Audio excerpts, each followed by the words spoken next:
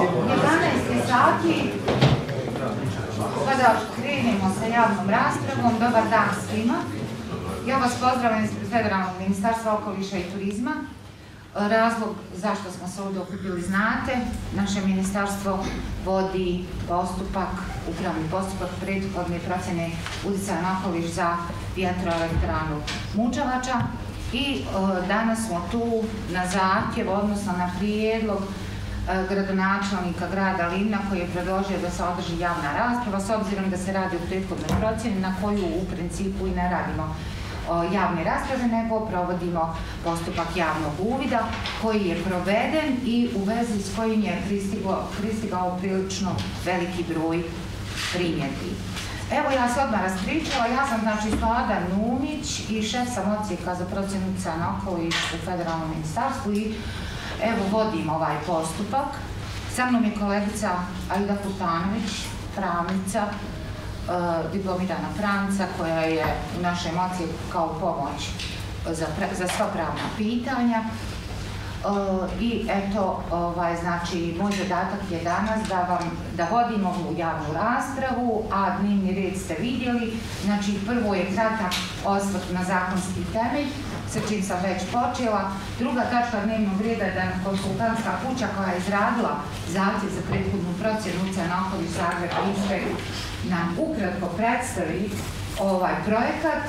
I treća i najvažnija tačka zbog koje smo tu, to je riječ javnosti, vaša riječ, da se čuje i da se zabilježi. Znači, sa ove javne rasprave vodit će se zapisnik i kad dođemo do te tačke, ja ću još jednom napomenuti da se predstavite ime i prezime i odakle dolazite da bi to ušlo u zapisnik. Također dala sam listu, pa molim da se potpišete, lista učesnika koja je isto po zakonu treba da se implementira, odnosno da se vi potpišete i sastavni je dio spisa predmeta. Ja sam pripremila protokol, pripremila sam se za ovu javnu raspravu, ali evo, predlažem da vas puno zakonom i odredbama zakona ne zamaram. Veliki je broj pristiglih primjedbi, evo možda samo radi dužnog uvažavanja, odvojenog vremena i posvećenosti ovom predmetu, da nabrojim sve one koji su se očitovali po predmetnom zahtjevu. Tu su grad Livno, gradonačelnik, grad Livno, gradsko vijeće, stanovnici sela Potočani, Podgreda i Begovača, grad Livno, inicijativa, opet je grad Livno, inicijativa za zaštitu Krug planine, NGG Očuvajmo Dulanski kraj, Franjevački muzej Galerija Gorica, Livno, Dinko Perša Livno, Udruga Dinarika Mostar, Terenski ured Livno, predsjednica Udruge za prirodu, okoliš i održivi razvoj Duga Tinka Anić Livno, sa potpisima podrške za primjedbe na prethodnu procjenu utjecaja na okoliš za predmetni projekat. Zatim neformalna grupa građana Spasimo naš kraj sa spiskom građana, njih 842 i osobnim podacima, te spisak građana sa potpisima koji su za proglašenje cijelog prostora Kruga planine staništem livanjskih divljih konja, zaštićenim krajoljkom. Znači, poslano putem Centra za građansku suradnju Livno, zatim Centar za životnu sredinu Banja Luka, turistička zajednica grada Livna, umori se čitajući, predsjednica Udruge za prirodu, dobro, to sam već rekla. Znači, uglavnom to su, vezano za sve komentare pristigli, konsultantska kuća Zagreb Inspekt je u saradnji sa investitorom EA Energy Livno sačinila matricu komentara, ona je bila javno dostupna na internetu, mi smo pravili sve po zakonu i mislim da je i obavijest došla do vas i da ste imali priliku vidjeti odgovore koji su dati.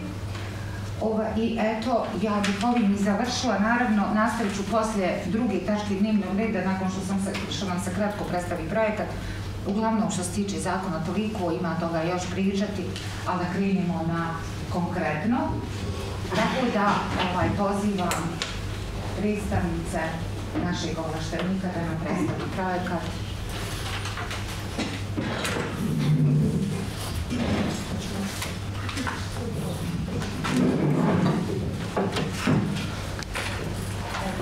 Dobar dan svima, lijepo vas pozdravljam. Svoje ime, ja sam Jelena Šimunović, stručni suradnik za okoliš u poduzeću Zagreb Inspekt iz Mostara. Predstavljam ovlaštenu organizaciju danas zajedno sa kolegicom Anom Tomas. Pozdravljam sve vas prisutne, napose predstavnike ministarstva koji su uložili vrijeme da dođu i da organiziraju ovu javnu raspravu, gospodina Dragana koji je predstavnik investitora i ostale predstavnike investitora, napose vas, okupljenu javnost koji su pokazali toliko zainteresiranost za ovaj projekt, jer važno je u ovakvim projektima čuti vašu riječ da bi projekt kao projekt dobio završene neke svoje obrise kako on treba izgledati. Dakle, moj današnji zadatak, kao što je rekla gospođa Suada, je da predstavim ukratko ovaj projekt, njegove tehničke karakteristike i utjecaj na okoliš koji su prepoznati u ovom postupku. Ali na početku bi istaknula današnji plan ove prezentacije, današnju agendu koja ima 5 točaka dnevnog reda. Na početku je to predstavljanje stručnog tima koji je radio, multidisciplinarnog tima koji je radio na ovoj dokumentaciji, potom pravne i prostorne karakteristike ovog projekta, tehničke karakteristike projekta te utjecaj na okoliš i ono najvažnije predložene mjere zaštite okoliša u ovoj fazi postupka. Na kraju kratko ćemo se osvrnuti na one komentare javnosti koji su pristigli tijekom javnog uvida, koji su nekako najviše se isticali.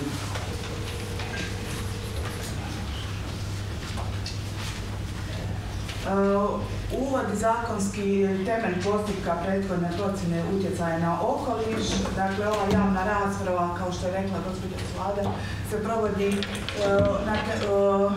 kroz postupak prethodne procjene utjecaja na okoliš, koja u suštini nije obveza u ovoj fazi prethodne procjene, no investitor i ministarstvo su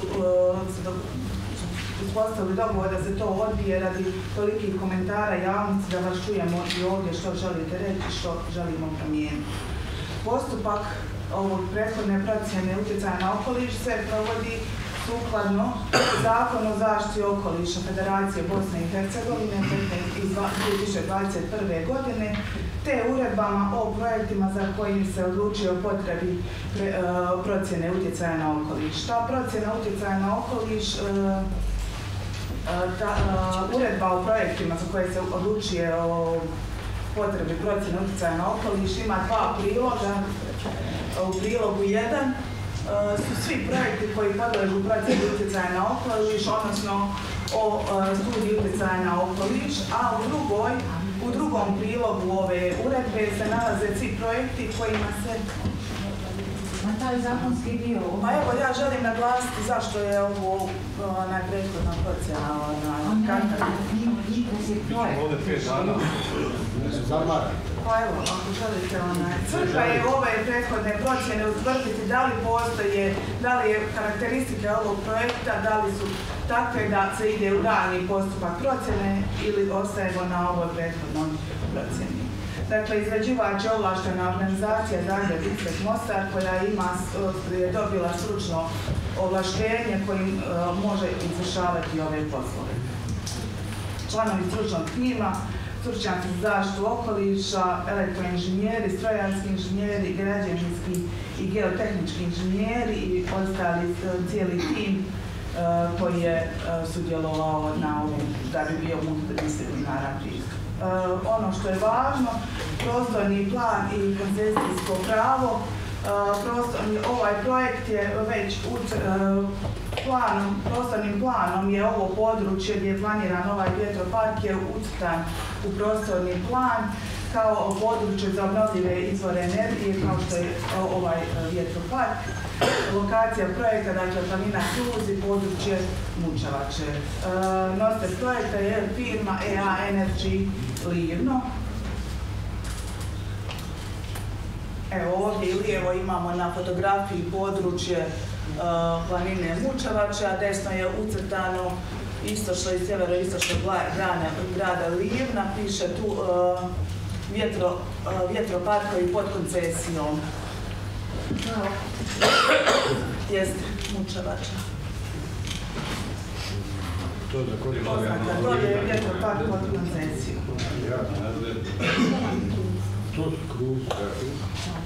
Tehničke karakteristike, ono što se planira, što investitor planira instalirati je 12 vjetroturbina snage 5 MW tipa turbine Envision i ukupne instalirane snage 60 MW. Tu su i ostale karakteristike turbina. Ove turbine, ovaj tehnički opis turbina je korišten kod modeliranja utjecaja buke i zasjenjenja, odnosno shadow flickera u daljnjim tehničkim analizama. Jesu istekao na julu? Već, nije istrana s ove korišteni stupilo 50 metara.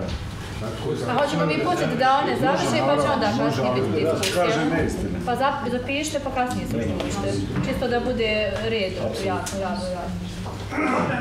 Dalje, ostale tehničke karakteristike projekta odnose se na prateću infrastrukturu, to su transformatorska stanica, priključni dalekovod, pristupne i interne ceste koje se moraju izgraditi, te platoi za montažu i servis, te kako će biti način izvođenja radova, dakle svi kablovi koji mogu podzemno će se polagati, sve što može koristit će se uz postojeće trase, a radovi će se odvijati u fazama kako bi se bolje nadzirao taj rad.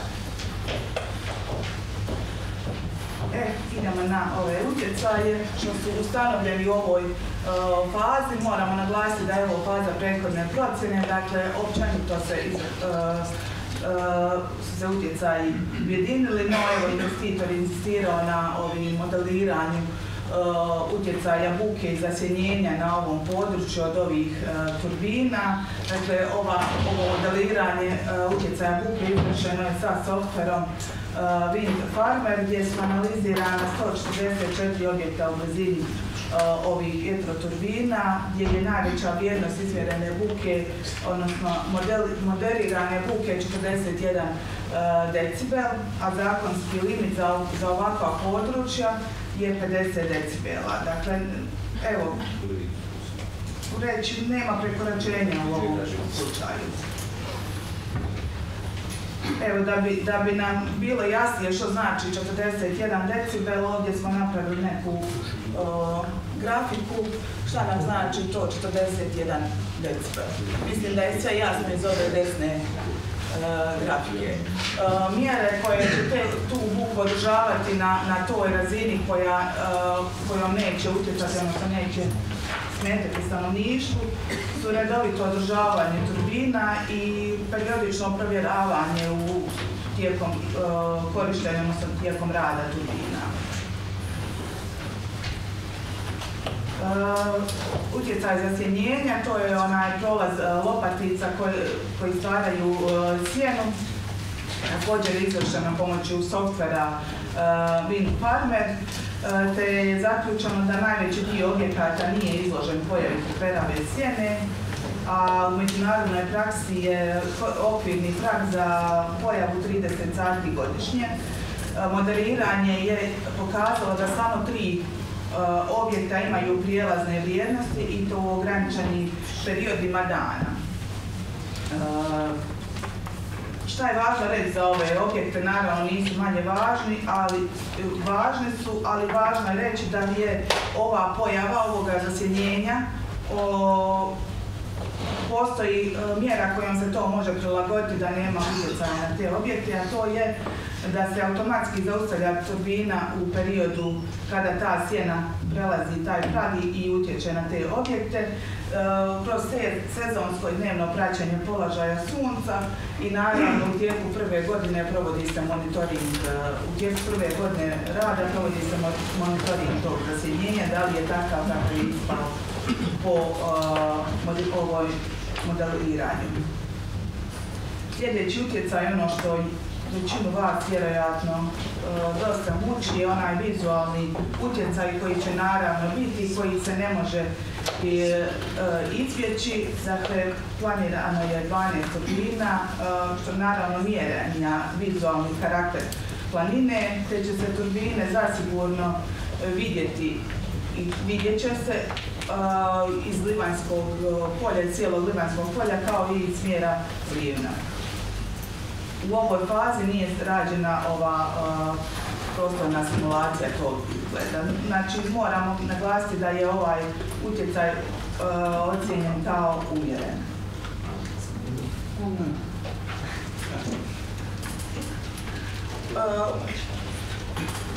Utjecaj na vode, na ovoj mikrolokaciji nema površinskih voda, da je vjetroturbine kao takve ne proizvode nikakve tehnološke otpadne vode koje bi mogle otići u okoliš. No, međutim, problem je i tijekom izvođenja radova i tijekom eksploatacije ovih turbina je moguće incidentno izlijevanje ulja i maziva koji su opasni otpad, koji mogu kroz ovaj krški kraj doprijeti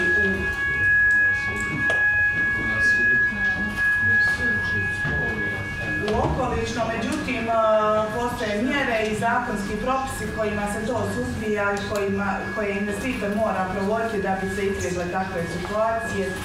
To je provođenje zakona o upravljanju otpadom i onda sukladno tome plana upravljanja otpadom i mjerama korištenje takvana ispod turbina, kako bi postavljanje apsorpcijskih barijera i zaštitnih polja tijekom izvođenja radova i tijekom mijenjanja ulja i maziva u turbinama.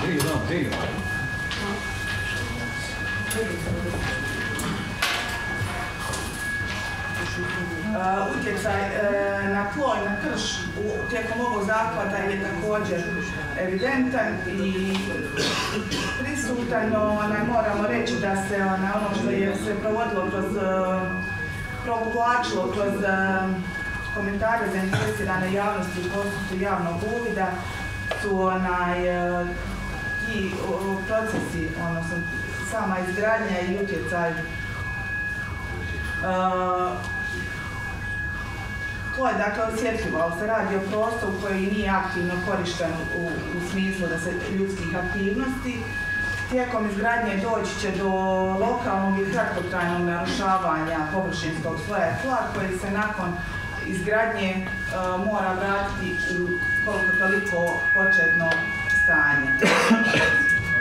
A prije gradnje, koji se postupci provode? To su za svaku vjetroturbinu istražne bušotine, ispitivanje pukotina, šupljina i nestabilnih zona na svakoj lokaciji gdje se planira vjetroturbina i analiza geomehaničkih svojstava stijena i onda se za svaku vjetroturbinu provodi geotehnički projekt temeljenja. Također, znači, treba naglasiti da se za svaku vjetroturbinu posebno provode ovi istražni radovi i radi način na koji će se temeljiti kako se ne bi podzemne strukture poremetile.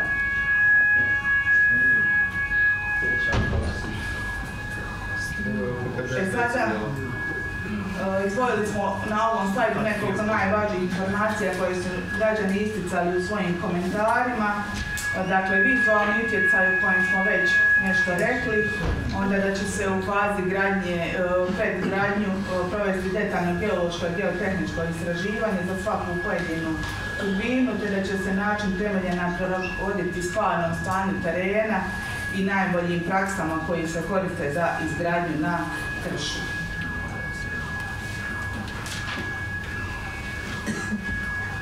Dakle, možemo reći da su ovi utjecaji koji u fazi gradnje da su ograničeni na tu fazu gradnje i da su reverzibilni, da će se u postupku prethodne procjene pažnja posvećena i flori i fauni, da se zakon ne nalazi u zaštićenom području, ali da se primjenjuju mjere zaštite koje su evidentirane u dokumentaciji. U zaključku, evo rekli ste da ubrzamo, pa sam ubrzala, u zaključku bi naglasila da je ovaj projekt usklađen sa prostorno-planskom dokumentacijom, da ima valjano koncesijsko pravo, tehnički i okolišno je razrađen za ovu fazu prethodne procjene, prepoznati su osnovni utjecaj na okoliš i predložene mjere zaštite. Hvala vam na pažnji. Hvala Zagreb inspektoru na predstavljanju projekta. Znači, kao što sam rekla, molim vas, sad prelazimo na treću tačku dnevnog reda, primjedbe, reći ću, znači vaša mišljenja, primjedbe, ime i prezime predstavljanja radi zapisnika, ali za malo da zaboravim, evo ispred investitora obratit će vam se gospodin Dragan Šafradin kratko sa nekim informacijama. Pozdravljam vas ispred firme AI Energy i želio bih da vam predstavim ponudu firme prema općini Livno. Pobrojat ću vam taksativno, znači firma AI Energy je spremna platiti naknade za pristupne ceste, jednokratnu naknadu po svakom...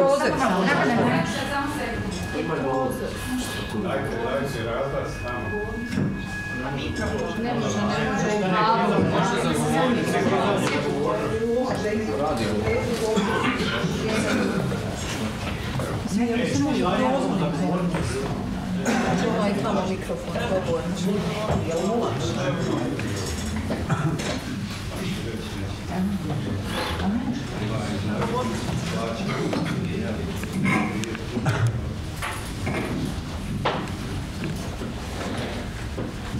Pozdravljam ispred firme AI Energy i ukratko vam izložio ponudu firme prema općini Livno. Znači, mi smo spremni plaćati naknadu za pristupnu cestu i jednokratnu naknadu po stubu. Naknadu za promjenu krajolika okoliša ukoliko dođe do toga. Posebnu koncesijsku naknadu s općinom Livno potpisati ugovor. Iznos. Procena. Zajedno bi iznosio procena 2,5%. Znači, općina Livno bi imala godišnje otprilike između 550 i 600 tisuća maraka po tom osnovu. Bez županije. Znači, samo općina Livno što ima dio županije i dio od nas što bi dobili. Direktno. To je procena dobiti? Ne, od proizvodnje. Kolika je proizvodnja, toliko.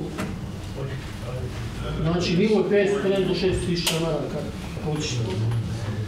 Spremni smo pomoć za prehranu ovih divljih konja. Da li sa lovačkom organizacijom ili nekom udrugom i to smo spremni. Šta da im verete, ili kom to vide kada im daje? Koji pasu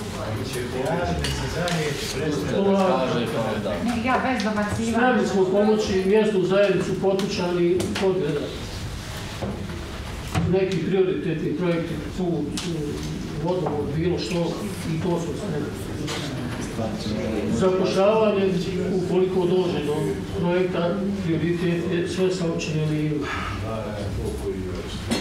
Znači, spremni smo u narednih 10-15 dana potpisati ugovor iza svega da stojimo i da nije prazna priča na papir. Znači, sve bi stavili na papir. Što se tiče, moram još ovo napomenuti, koncesijnog polja. Ono je nekad iznosilo 646 hektara u prvoj varijanti, prve dvije firme koje su imali koncesiju. Mi smo to smanjili na 382 hektara. Znači, zajedno 260 umanjili koncesijnog polje da bi izbjegli raznorazne probleme.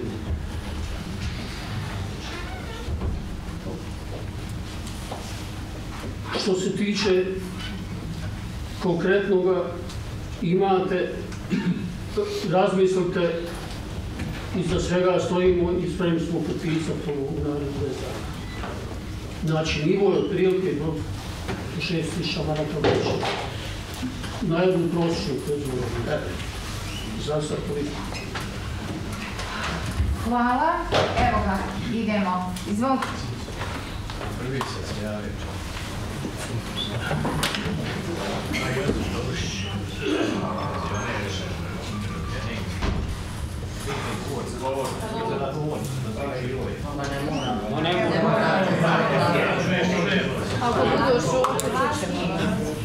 Dobro, malo ćemo vas je pitanje za investitor. Bar dva pitanja. Jesu li vlasnički udjeli nositelja koncesije čisti? Je li raščićeno to kad sam čuo da je umro, kako je prenešeno i šta je prenešeno, zašto je smanjena ta površina? To je jedno pitanje. Drugo pitanje, u prezentaciji sam vidio da se ta buduća vjetroelektrana prikopčava na dalekovod prozora Rama Tomislavgrad. Imam informaciju da nemate ugovor sa elektroprivredom i elektrodistribucijom jer je dalekovod već preopterećen u narednih 15-20 godina neće moći primiti ni kilovat. Imate li potpisan ugovor sa elektrodistribucijom i elektroprivredom za prenos proizvedene električne energije? To su dva pitanja. Vlasnički udjeli su čisti i imate li ugovor sa elektrodistribucijom? Nemojte me zamajavati, mogu provjeriti. Nema problema. Kratko, vlasnički udjeli čisti, sve je državno zemljište. Nema ni jedne privatne parcele u koncesionom području. Koncesionom. Između koncesionara bila su dvojica, trojica, koliko vas je bilo? Koji su napravili to društvo Energy? Društvo Energy je sad jedno. Ranije šta je bilo, to ona Fagas ili Balkan, to je prošlost. Sad je jedno lice vlasnik. Znači čisto sve? Čisto. Dobro. I drugo pitanje... Imate li potpisan ugovor za distribuciju? Što se tiče elaborat za priključak na visoki napon, još nije izrađen, nismo sa nosom i elektroprenosom to još definirali. Znači, nije još elaborat priključka urađen. Dakle, nemate ugovor sa elektrodistribucijom? Za sad nema. Dalekovod Rama Tomislavgrad? Za sad nema konkretno. Imate li referenciju? Ako ne bude moguće se prikopčati na taj dalekovod? Ima neki varijanti da se radi poseban nekakav vod, više da se privatni investitora udruži da se nešto napravi. Izvinite gospodine, ali ovo je priča, dakle proizvodit ću toliko i toliko, a zna se gdje se skladišti električna energija, nije to na rafu u skladištu. Ako nemate gdje skladištiti, a niste to osigurali prije projekta, o čemu onda ova priča? Ne može se priključati prije nego što se projekat privede kraj.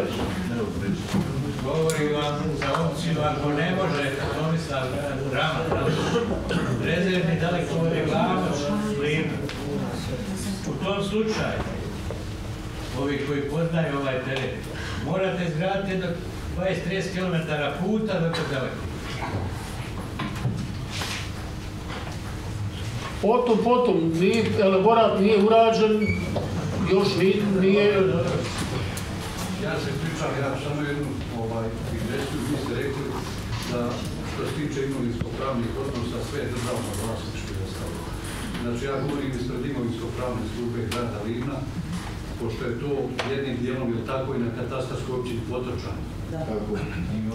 Vi tu imate, ja ne mogu sad znati takve situacije pouzdano, međutim za pretpostaviti da tu može biti ljudi sa područja, recimo naseljenog mjesta Zagorčani, Potočani, Begovača, Podgrede i tako dalje, koji ljudi imaju posjednicu određenih parcela, nisu riješeni imovinsko-pravni odnosi, oni u stvari uživaju te parcele i se vode kao državno vlasništvo. Znači radi se o uzurpiranom zemljištu, neki od njih su moguće u katastru i upisani posjednici. Znači trebate računati da ti ljudi će se kad pojaviti s nekakvim imovinsko-pravnim zahtjevom koji će to rješavati bilo sudskim putem ili kroz novu. Znači, to može biti potencijalno. odmah ću vam odgovoriti. Za sad nema problema, svaki KČ prati ZK i nismo nikad imali sporno ništa. Je u zemljišnim knjigama ovo što vam ja govorim, međutim vi ćete imati situaciju da će se provoditi postupak nove izmjere katastra. Kasnije će gruntovnica uspostavljati vlasništvo kroz postupke nove izmjere koje su na području čitave federacije BiH provode. Znači vi možete imati vrlo lako situaciju tu, velike prostor, pa ne možemo na pamet znati, da ljudi sa područja ovih naseljenih mjesta, pa i iz grada, Livna i tako dalje, mogu imati posjed na određenim parcelama upravo u tom koncesijskom polju. Sad vam je upisano državno vlasništvo, ali zapravo stvarni izvanknjižni vlasnik može biti neka osoba sa područja Zagorčana, Potočana i tako dalje. Ti ljudi se mogu pojaviti, znači, sa svojim imovinsko-pravnim zahtjevima. U postupku nove izmjere može doći do toga, sve govorim hipotetično, da se utvrdi da je netko vlasnik na parceli koja se do sada vodila kao državno vlasništvo, a čovjek je možda u katastru upisan kao posjednik. Njegov obitelj to može koštiti 100 godina. Znači, trebate računati sa tim situacijama. Ja znam da vi pripadnjate djelu podacima o zemljišnim knjigama, ali problem Bosne i Hercegovine, pogotovo u Federaciji BiH, je što je ogroman broj, znači ogroman je broj situacija u kojima imate izvan knjižne vlasnike. Dakle, ljudi nisu upisani u zemljišnim knjigama kao vlasnici, ali su stvarni vlasnici. Znači, i o tom aspektu treba voditi računa. Pogotovo, kaže, na području katastarske općine Potočani, gdje mi imamo nekakve inpute od lokalnih stanovnika, da oni imaju tu određene parcele koji smatraju svojim doslovno. Znači, ima ograđenih parcela, ima ljudi koji su u katastru upisani kao posjednici parcela i tako. Znači, evo, ja vam sad javno ovdje na ovoj javnoj raspravi dajem tu informaciju da nije isključeno i najvjerojatnije ćete imati te situacije. Da će lokalno stanovništvo jednostavno se tu pojaviti i nisu isključeni, znači, i sudski postupci i tako dalje. A svakako, ako dođe do postupka uspostave nove izmjere katastra, odnosno izlaganja nekakvih podataka, do toga će doći već su usvojene određene odluke i tako dalje, trebate računati s tim da vlasničko-pravni odnosi koji sad postoje kao takvi upisani u zemljišnim knjigama, možda neće biti takvi, ili u nekim situacijama neće biti takvi, nakon što se provede i završi postupak uspostave nove izmjere. Evo, samo sam tu taj aspekt htio naglasiti, najviše radi lokalnih stanovnika. Niste se predstavili, molim vas. Ime, prezime. Mario Čavac, pomoćnik gradonačelnika imovinsko-pravnih. Znači, to je jedna situacija koja je vrlo izvjesna, vrlo izgledna, ukoliko vi budete išli u realizaciju troškova. Dakle, vi morate računati s ovim faktorom interesa lokalnog stanovništva, evo, poglavito na području ovih naseljenih mjesta, Zagorčani, Potočani, Pogleda, Pevolaka, sigurno i mnogi građani koji žive u gradu, koji su porijeklom s tog područja ili su iz grada mogu imati, znači, mogu imati određena prava. Evo toliko. Samo da smo uradili iz gruntovnice i iz katastra imamo. Dakle, mi govorimo o katastarskoj Potočani, od Grijeda i kao i naše koncesiono polje imalo je samo jednu parcelu, mi smo uradili parcelizaciju, imamo ih sad 14. Svaka je provedena i kroz gruntovnicu i kroz katastar. Piše da je bilo vlasništvo, nešto je bilo od OMI, a nešto je bilo kroz općinu i tako da sad je to sve na firmi sprovedeno direktno i ima ih 14 broj parcijela. Zato je nekad bila 700 i nešto hektara i mi smo to 4 mjeseca, ja sam taj projekt radio i živio s njim, angažirao sudske vještake da se uistinu što manje minimalizira, uvijek se može desiti pogreška, to je normalna stvar. S obzirom da nije katastar urađen i ništa drugo. Međutim, mi smo potrošili maksimalno vrijeme, potrudili se maksimalno da imamo, bar mislimo da imamo uređen zemlju.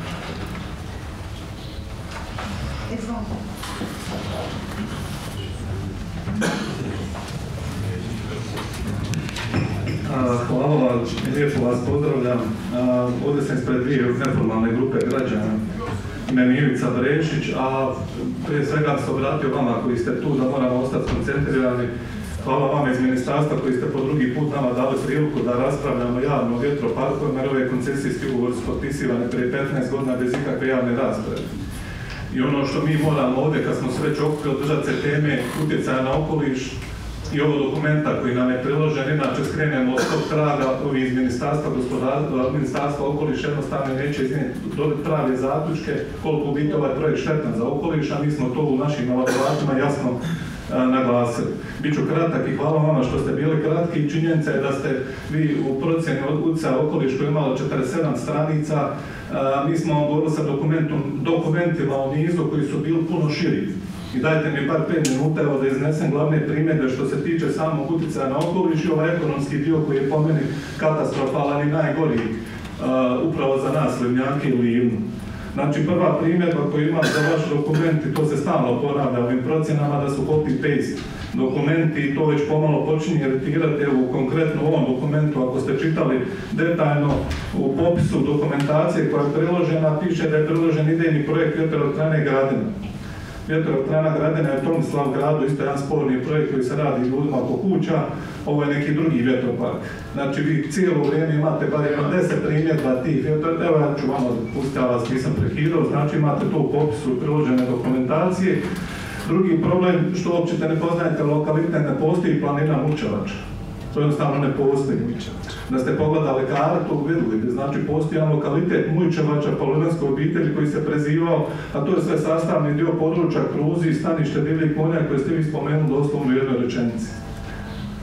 A ono što je problem za nas kao Livnjake, to je područje koje je iznad vodonosnog sloja Dumana i bilo kakva šteta na Dumanu. Znači, ja neću o tome dugo govoriti, ona ne valjda svima jasno, bilo kakva šteta na vašoj trafostanici koja ima, mislim, oko 5 tona ulja, koje je izrazito otrovno i kancerogeno, bilo kakva šteta će direktno završiti u Dumanu, to je svima jasno. Imate samo jedan speleološki objekt, to je pećina 7 jezera koja još nije iscrtana, pokušao sam doći do tog crteža, ali su i speleolozi otišli prošle godine, koja se prostire upravo u pravcu do ispod prvog stuba. Znači, vi praktički bilo kakvi miniranjem prostor, automatski kaskadno djelujete na podzemlje, tu u tom potezu koji ste vi prokazali obuhvatom koncesije ima 6-7 jama za koje još nisu istraženi, koji smo gore često znamo za njih. Znači, nemoguće izgraditi vjetropark na Kruzima da ne utječete negativno na izvor Dumana od kojeg se napaja cijelo Livno, cijela općina Livno. Drugi problem što se tiče treperenja sjene, znači isto ste iznijeli paušalne podatke, mjerni stup i podatke koje ste vi inače iznosili je bio stup od 50 metara, kako je kolega rekao, vi ovdje govorite o nekim drugim podacima, ispričavam se. Mjerenja snage vjetra isto tako su jako stare, jer ova koncesija je izdana 2011. godine.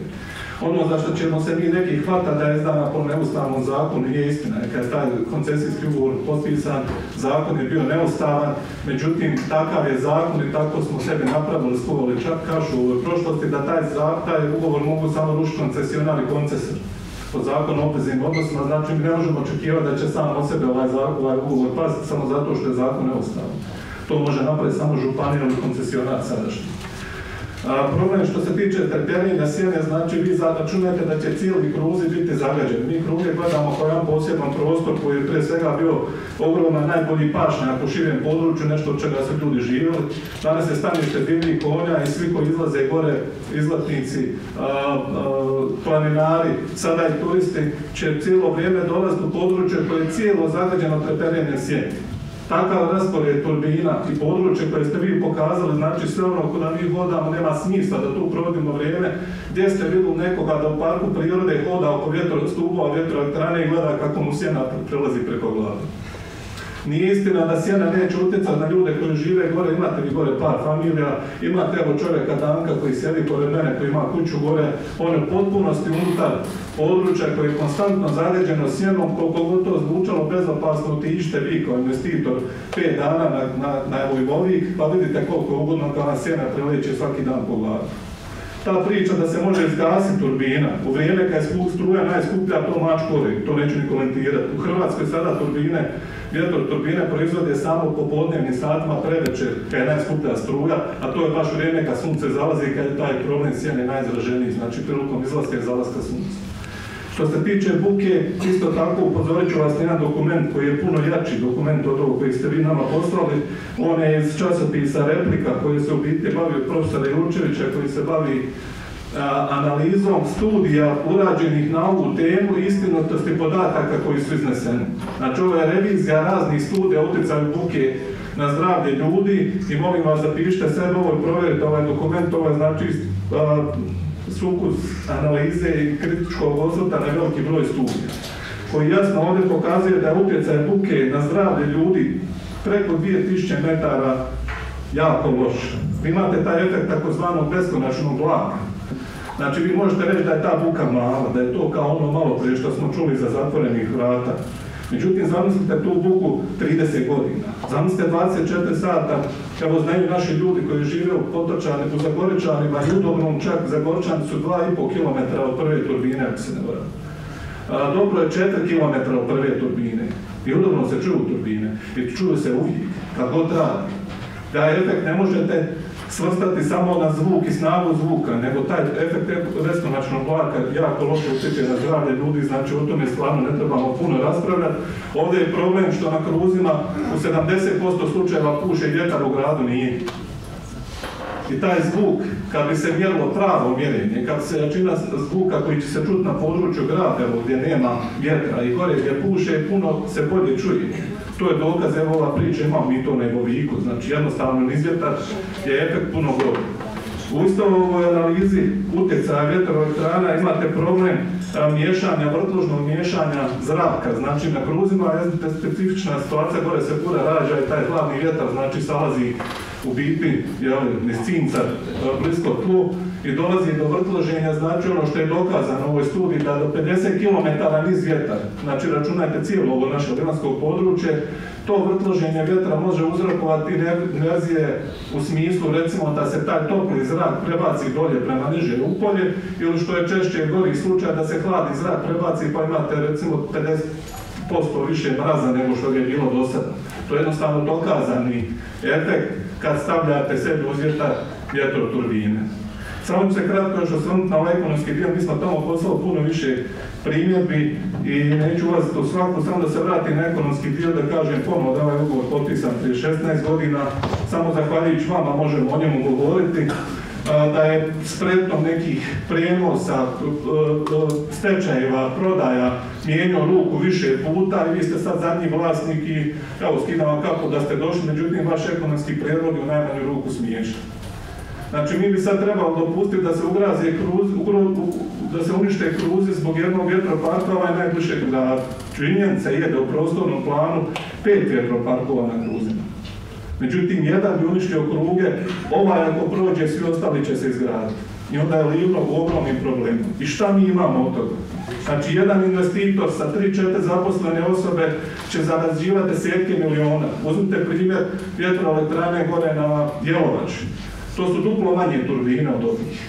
One su prekladno stvarno 18 miliona maraka dobiti, znači neto dobiti. Lani su stvarno 8 miliona maraka neto dobiti.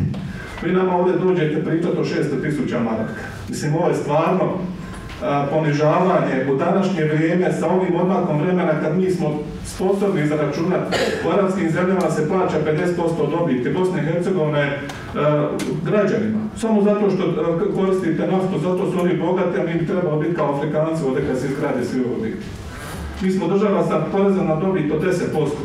I zamislite koliko investitor bez jednog radnog mjesta, narušavajući naš okoliš, zaradi u godinu dana i dođe ovdje nama iznese da će nam dati novca koji ne može biti ni za povećanje plaća od 20 škola, ne znam, sljedećih godinu dana zbog inflacije. Mislim, o čemu pričam? Samo da vam dam primjer i takvih primjera puno, koliko mi puno više možemo imati da se taj prostor ne dijeli. Da ostane kakav je. Ako ikad ova država uđe u Europsku uniju, na primjer ovih 600 hektara koliko je prosječno područje koje zauzima jedna koncesija, da se ništa ne radi, da samo neko istera gore 100 krava, pa da naplaćuje poticaje po pašnjaku, po hektaru, on bi dobio oko 200.000 eura godišnje naknade za pašnjak od Evropske unije. Županija mu komotno može naplatiti 100.000, znači u vidu neke naknade za tu zemlju. Znači da ništa ne radimo, imamo bi gotovo isti iznos koji nam vi nudite da se to trajno upropasti. Ja vas molim da se držimo teme argumenta koji će dati u prilog ovim ljudima da odbiju ovaj zahtjev, ova koncesija je užasna za Livno, vi to svi znate koliko se mijenja samo bez ura, da ne govorim ugroze ove koje sam spomenuo.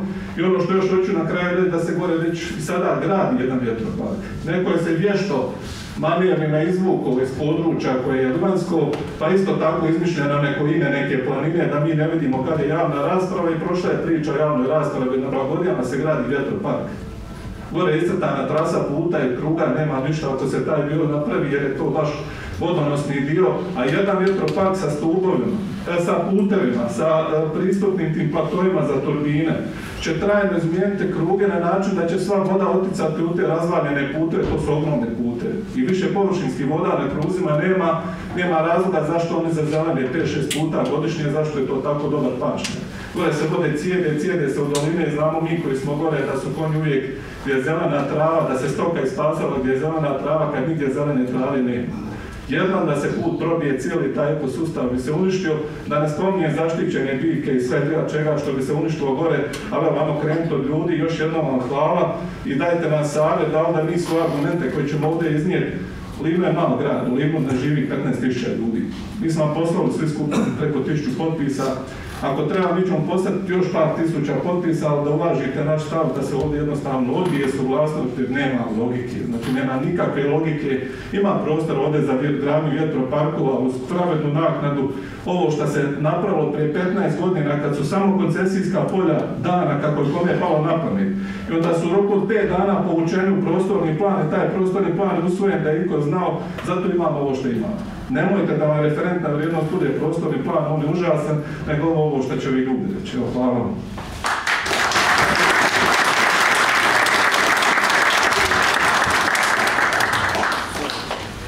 Dobar dan svima, moje ime je Nikola Đido, Stjepana II. Kotromanića 5, Livno. Ja ću pokušati govoriti o srži problema ove države, ovog entiteta, a koji je doveo do toga da smo danas ovdje. Prvo, da kažem gospodi iz firme Zagreb iz Iskra, ako sam dobro zapamtio, ko je naručitelj projekta, mišljenja o projektu kod vas, mislim da je to nekim slijedom investitor, je li tako? Investitor je naručitelj od nas. I naravno da nećete ništa negativno staviti u to jer živite od toga. Mislim, logika. Dakle, govorim kao obični građanin, moram to naglasiti jer živim u takvom vremenu i u takvom gradu da je jako bitno. Dakle, nisam nikada u životu bio član ni jedne stranke, niti sam član ni jedne nevladne organizacije, to je građanske udruge. Govorim isključivo u svoje ime kao građanin ovog grada. Dakle, luđačka košulja Dejtonskog sporazuma je nametnula 30 godina i više nama tu istu luđačku košulju svakom stanovniku. Danas, kada je mafijaško-pljačkaška korupcijska organizacija nastala tim Dejtonskim sporazumom, popljačkala sve što se dalo popljačkati, sad smo došli do vode iz zraka. Pitam gospodo šta ćemo kad prodamo vodu iz zraka? Dakle, ova javna rasprava, bit ću pokušati da ne budem vulgaran, ova javna rasprava je za mene kao vlažna maranica posle toaletnog hira. Nadam se da ste me razumijeli. Dakle, mi smo dovedeni na svršen čin. Moja pitanja su sljedeća, ali vjerojatno nisu za vas, možda za vas iz federalne vlasti. Dakle, zašto u Livnu i u županiji kasni digitalizacija i usklađivanje katastra i gruntovnice? Mislim da to je dalo prostor za razne makinacije sa zemljištima. Dalje, ako želimo unaprijediti Livno i stvoriti radna mjesta, ja sam to govorio prije 10 godina, ako ja mogu smisliti kao obični čovjek, dakle, kruge, sportski centar za visinske pripreme, vape svi za tim. Dakle, prostor Žabljaka u vlasništvu grada ili općine, akvapark, dobit ćemo stotine tisuća Dalmatinaca koji će u vrijeme najvećih vrućina doći u taj Žabljak u Kamer. Dakle, drvna industrija, šumarija, umjesto uništavanja onoga što su stotine generacija stoljećima sačuvale, radimo poluproizvod, ali da ta firma bude u vlasništvu općine ili grada, da imamo svi koristi. Cijela Europa vapi za drvenom građom. Dakle, samo poluproizvod, to su vrlo mala ulaganja. Dalje, cijelo livno-kraško područje kamen. Ajmo ne uvoziti one rubnjake, parkovne, cestovne, opločnike i tako dalje. Ajmo ih praviti u Livnu. Evo, 3 stvari gdje ćemo uz vrlo male investicije zaposliti stotine i tisuće ljudi. Dakle, smatram da smo dovedeni pred svršen čin i da je ova javna rasprava, kao što rekao, plažna maravica nakon toalet papira. Slažem se sa gospodinom koji je prethodno govorio u konstelaciji financijskih odnosa, koliko se dobije i koliko je gospodin ispred investitora rekao da će i to opet, zahvaljujući tom sustavu, neće dobiti niti imati koristi nijedan građanin Livna, nego mafijaško-pljačkaška organizacija koja nas tlači 30 i kusur godina. Dakle, da ne duljim, govorio sam kao obični građanin Livna, puno godina me to košta, zbog toga sam u 56. godini otišao u Nizozemsku iz ovog grada. I kao i većina ljudi koji su razmišljali svojom glavom i nisu se dali porobiti od ovog takozvanog demokratskog sustava. Dakle, smatram da je ovo sve farsa, jedna igra i da iza svega stoji ta famozna naknada koja nama stiže svaki mjesec, računi u kojima je sadržana naknada za obnovljive izvore energije. Pa ja pitam, ako mi može neko reći, koliko vlasnik vjetroelektrane uzme para od te naknade. Evo, hvala. Hoćete mi odgovarati ili ne možemo pitati? Odmah da znamo. Mi. Je li ovo pitanje bilo je govoreno? Htio bih pitati. Nikome ništa nisam pitao jer ovo je bilo kontratacija, a uopće tako se javlja, jer govori se preko reda, bez reda. Ne, oni se javili još i davno i tu sam zapamtila, znači sad više nemam nikog u prioritet, vi ste se odmah na početku. Može, evo izvolite. Gospodin Šavar je zemljišnog katastarskog ureda. Možete podati, molim vas. Gospodin Šavar je došao na jedno jako bitne točke, pa je gospodin Riješen da, što se radi se o ekspropriiranoj zemlji nakon Drugog svjetskog rata koja je oduzeta po općem narodnom vlasništvo i uz prednamjene, recimo, zakon nalaže se vratiti prvotnom vlasniku, jel? I sad što se spominjalo zemljište potočara, ja vjerujem da postoji i takve zemljište pašnjaka koji su bili u nečem posjedu i koji je oduzeto, jel, pod pašnjak. Ukoliko neko bude gore pravio farme ili ne znam što. Sad sam htio gospodina pitati, da li će ta naknada, ukoliko sud dokaže da to nije sve državno, da li će i za privatne lica biti isto? I što sam htio reći, ovaj zakon o koncesiji je napravljen 2011. To je nedugo nakon vremena kad se još certifikatima kupovalo, ili kad su pojedinci certifikatima dolazili u, ne znam, posjedi milionskih. I čisto sumnjam da bi on danas ta koncesija da bi prošla, jel? Eto, to sam htio pitati, da li bi za privatnike bilo isto to tako, da li biste s privatnicima ugovor radili, čak imam možda za vas isto tako atraktivno zemljište. Isto je tako površini ukoliko se to radilo, jel? Ukoliko ovdje ne prođe. Hvala. Evo kako ću odgovoriti. Za sad nemamo nagoveštaja da ima privatnih parcela. Ako dođe do toga da ima nešto, direktno ćemo razgovarati i dogovarati, što je normalno. Sve bi obeštetili. Možete vi. Možete vi. Jeste sigurno? Mogu ja sebi dati za pravo jer ne pratite dobro, javljam se među prvima, možda me ne vidi. Nije vas vidio. Izvinite, gospodin, ali evo damo ima. Ona je starija, Navikli smo zastupnici, navikli smo da izađemo. Pa dobro, možda evo priznajem dio moje krivice, ali ne za ovo. Za ovo nije bila moja ruka, ali nije bitno. Evo, zahvaljujem se gospodinu Brešiću. Što se predstaviti? Gospodin kao vas ne znam. Mladenka Perković, zastupnica u Skupštini HDZ-a. Zahvaljujem se gospodinu Brešiću jer je odgovorio na dio mog pitanja koji nije bio spomenut od strane investitora. To je vezano za mazivo. Moje pitanje je trebalo glasiti koristi li se mazivo i u kojoj količini za rad vjetroelektrana. Ja u ovoj studiji to nisam vidjela.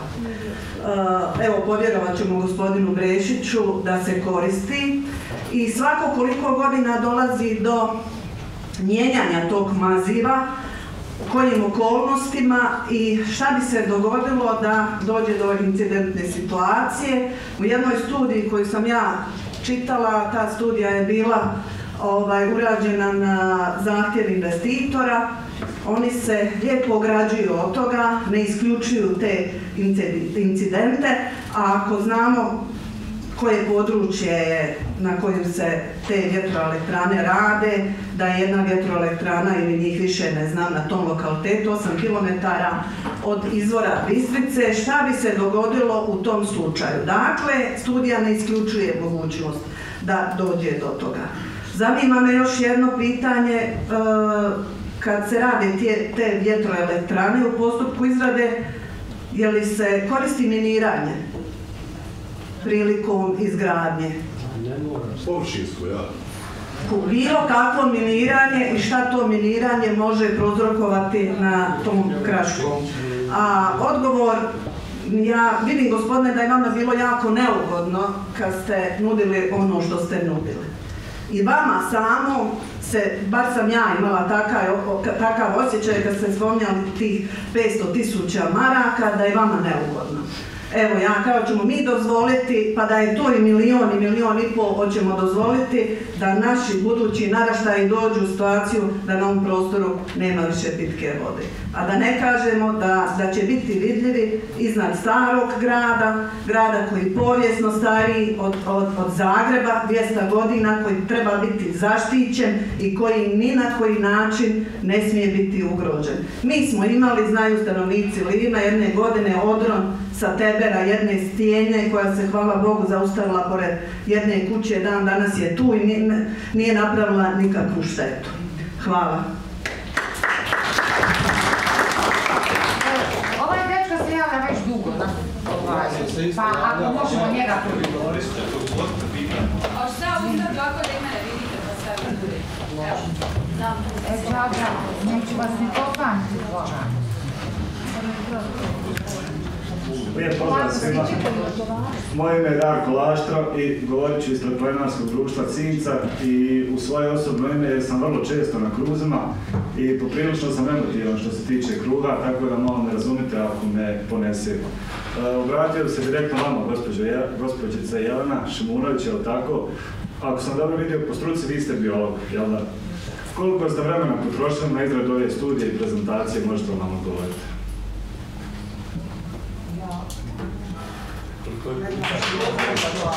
Možete li odgovoriti u mene? Ne mogu odgovoriti jer ne mogu zašto bi vama ta informacija značila jer u ovom trenutku vi ne možete procijeniti koliko se dugo izrađuje uopće ova dokumentacija.